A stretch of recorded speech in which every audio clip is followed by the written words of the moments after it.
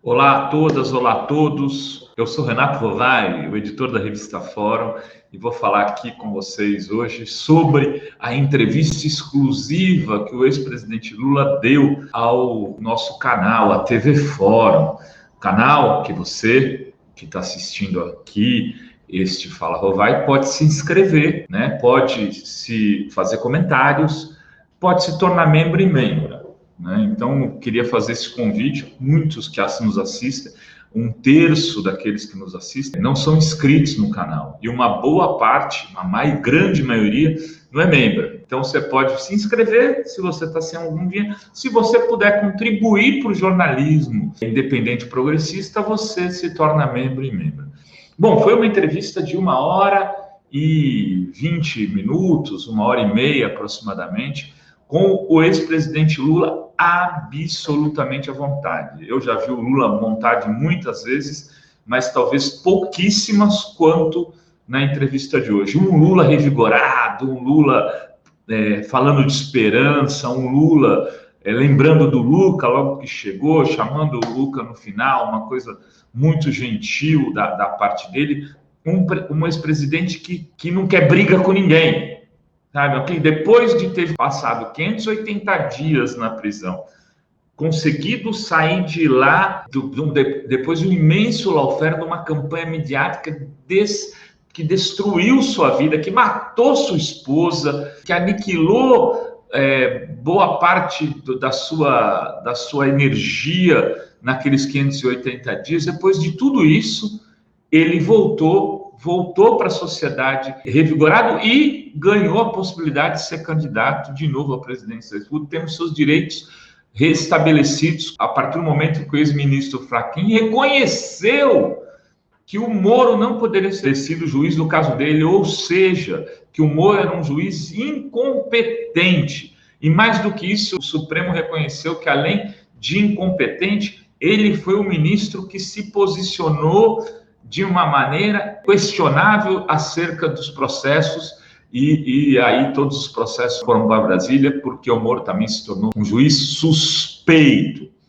Bom, mas nessa entrevista de hoje o Lula falou sobre muita coisa. Eu separei aqui, junto com a Adri, alguns pontos, e eles vão virar cortes. Por isso que eu não trouxe os vídeos para cá, porque no canal da Fórum você vai ter esses recortes que vão ser inseridos no canal ainda amanhã, né, no caso sexta, sábado e domingo, para você poder nos assistir nesses dias, a entrevista fatiadinha com os melhores momentos. A primeira pergunta foi da Adri, falando sobre a questão da CPI. E o Lula já cravou algo importante e interessante. Olha, a CPI vai mostrar a verdade sobre o Bolsonaro. Então, ele está convicto de que todo esse processo que está acontecendo em Brasília, que a gente sabe como começa, não sabe como termina, que é um clássico sobre CPIs, uma frase clássica, e o Lula repetiu, ele confia de que ela vai mostrar não uma limpa sobre os governos estaduais, municipais, mas a verdade sobre o Bolsonaro. Enquanto a gente entrevistava o Lula, o Dimas Covas, do Instituto Butantan, estava deixando claro que o Bolsonaro podia ter comprado vacinas em junho do ano passado. E os cálculos que são feitos a partir dos dados do Dimas Covas, o Chioro me mandou uma mensagem que virou uma matéria, ele diz o seguinte: de acordo com o depoimento do Chioro, o Arthur Chioro, ex-ministro da Saúde, de acordo com o depoimento de Dimas Covas, perdemos 3 meses e meio para oferecer vacinas pela interferência do governo, ou seja, poderíamos ter evitado no mínimo 250 mil óbitos só com a Coronavac. Imagine se somarmos a isso que deixamos de oferecer de Pfizer, Janssen, Sputnik, entre outras vacinas. Ou seja, os cálculos do Chioro são aterrorizantes. O Chioro calcula que das 450 mil pessoas mortas, a gente poderia ter hoje 40 mil mortos. Ou seja, o Brasil poderia ter salvado 410 mil vidas. E ele calcula que em agosto a gente vai ter 750 mil mortes. Então, o Lula falou sobre esse contexto. Eu estou trazendo outros dados para vocês, porque, de fato, não dá para imaginar o estrago. Às vezes, a gente perde a noção, a dimensão do estrago que o Bolsonaro fez nessa área. O Lula falou sobre o encontro com o Fernando Henrique, numa pergunta da nossa nossa colega aqui de TV Fórum, né, apresentadora, Sinara Menezes, jornalista e apresentadora, ele disse que quando alguém se reúne, não tem que ir, se vai para o encontro, não pode ir para ficar prestando contas do passado, tem que discutir o futuro. Fazia um tempão que ele não viu o Fernando Henrique, a Sinara perguntou, e aí ele te pediu desculpa? Ele falou, não fui lá para isso, nem para eu pedir desculpa para ele, nem para ele pedir desculpa para mim.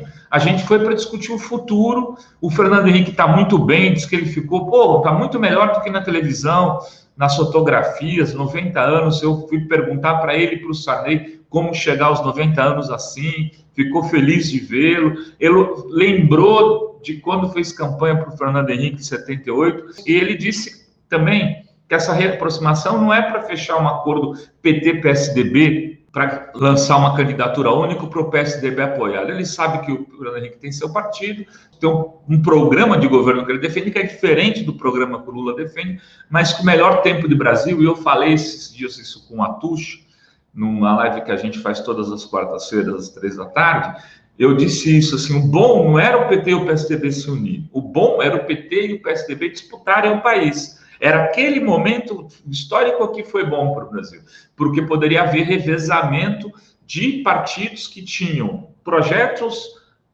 econômicos diferentes, visões de país diferentes, mas que estavam no âmbito da democracia e tinham quadros que podiam governar o país, né? E o Lula disse, de outro jeito, mais ou menos a mesma coisa, que o Brasil, ele não foi lá para convidar o Fernando Henrique para ser um aliado do seu projeto, mas fechar uma aliança em nome da democracia com o Fernando Henrique, de respeito, que garantisse que ele possa ir num restaurante, ver um adversário político e conversar com ele e não ser insultado ou coisa que o valha.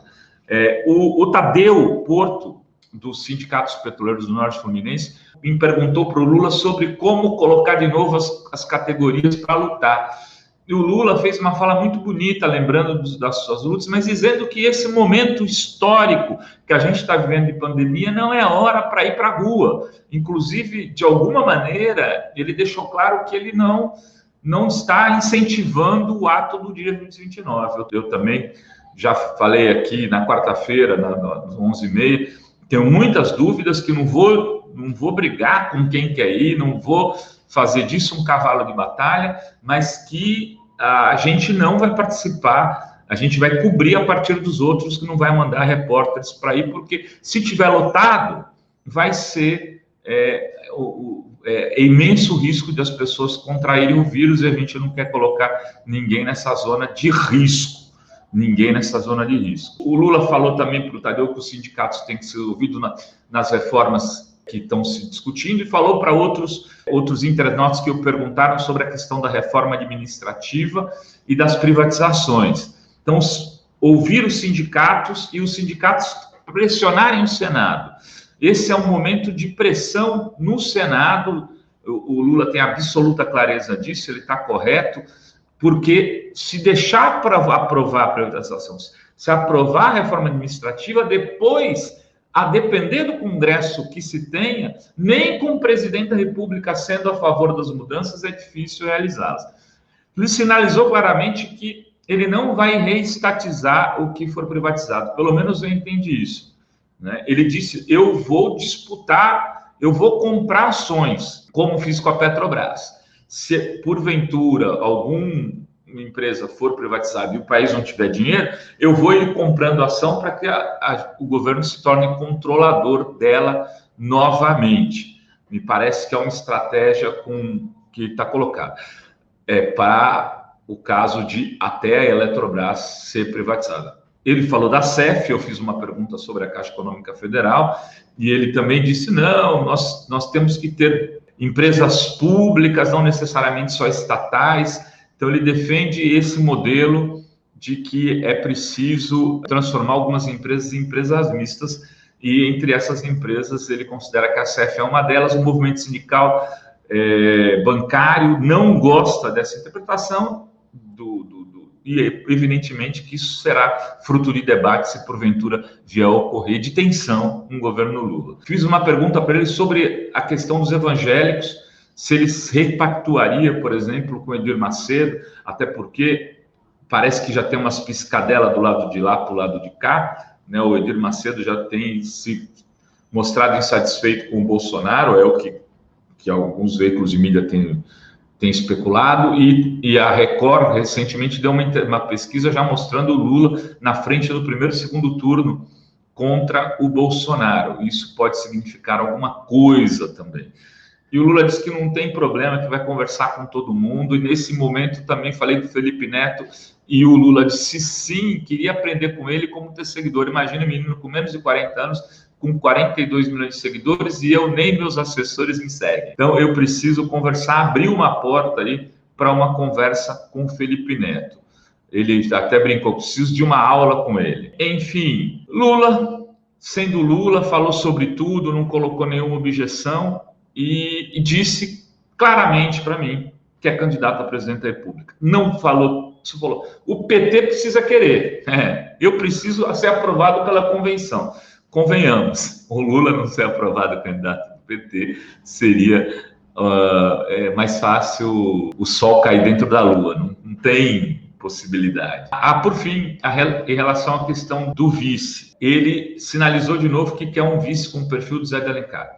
Então, o nome mais forte nesse momento, a meu ver, é o de José de Alencar, o filho do Zé, que é o cara que tem o perfil mais empresário, quer ser presidente da Fiesp, tem pedigree, né? Filho do seu ex-presidente, está na política, já foi candidato.